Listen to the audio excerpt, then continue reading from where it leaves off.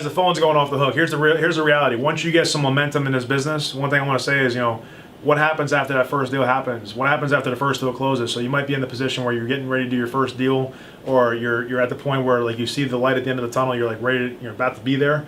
What I will tell you is that once you show success to the investor community that you're working in, whatever state you're in, I'm in New Jersey obviously, and once you're willing to share that success through emails and through being at networking events, telling your story, telling about that one deal will turn into many, many deals. And the reality is it's very contagious, because once people know you can close a deal, that you have an investor that wants to buy a deal, once they know you have deals to offer, they're going to start asking you more questions about what you could bring as far as value to them. So if they're a buyer, an investor, right, they're going to say, hey, Errol, you got any more deals for me? That one deal, I heard you did that one deal, went really well. Or if they're actually an investor that has other deals, they might say, well, listen, I heard you had a buyer that bought that deal from you. Would you be willing to take the deal I have and actually offer it to your buyers list as well? By the way, one last thing I want to cover is a question, and again, it's more of a comment, but one thing I'm directing folks that I'm working with on in New Jersey especially, there is this misnomer about what wholesaling is, and realtors and stuff like that don't really understand it as much as we understand it as investors, and they seem to think that it's a negative thing. And so one small thing you guys should look at if you're looking to have a better impact and build a better brand for your business is change when you're dealing with the outside community of people that are not in the investment world. So if they're realtors or they're attorneys or whatever, or sellers, you typically don't want to use the term buyers. You want to use the term investor or partners, okay?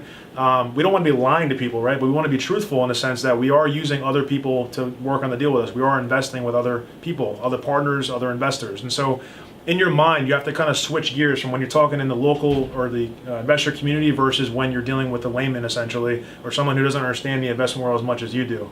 And so that's what I would suggest you guys, is basically use those terms very carefully. Use the term buyer and the term investor, not interchangeably, but actually exclusively with the different people you're talking to. So again, investor, I have investors I'm working with. I mean, I told Errol a second ago, we called actually a realtor before. And we were calling about a listing he had in a certain place in New Jersey, and we said, hey, is this property still available? He said, no, actually we have offers on it. We said, well, would you be willing to potentially work with us to bring another investor to one of our deals? And he was kind of confused. I think if we can go back and have that conversation again, what we probably should have said would be, hey, listen, we have other investors that we partner with. We're looking to build out our base of partners to basically do more deals. If you know anybody that's looking to invest in this particular section of town, would you be willing to share their contact information, or at least put us in touch, indirectly, in a sense of saying, hey, listen, I'll take a look at what you have as a realtor for the person I'm representing, which is my buyer client, and I'll see if they're a good fit for the deal you have to bring to me. So in that scenario, you would actually get the realtor on your email list, on your text message list, send them over the listings of the properties or the deals you have available. Again, guys, be careful with the term properties, right?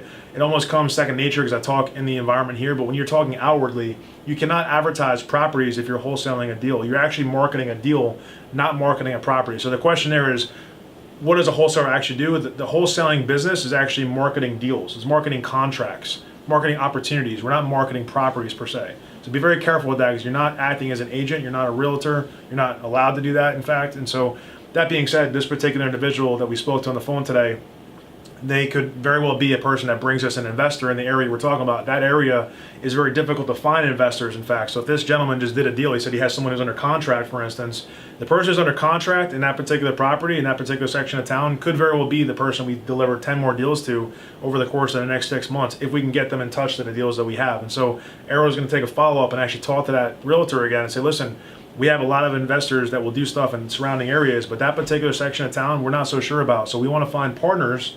We'll help find the deals. We'll help find the opportunities. We want to find partners that can invest into the deal with us. Now, what am I doing? I'm setting myself up to say, my investing in the deal with me is going to be me wholesaling that deal for either a fee up front, like we said before, or potentially a profit share on the back end, or a combination of both.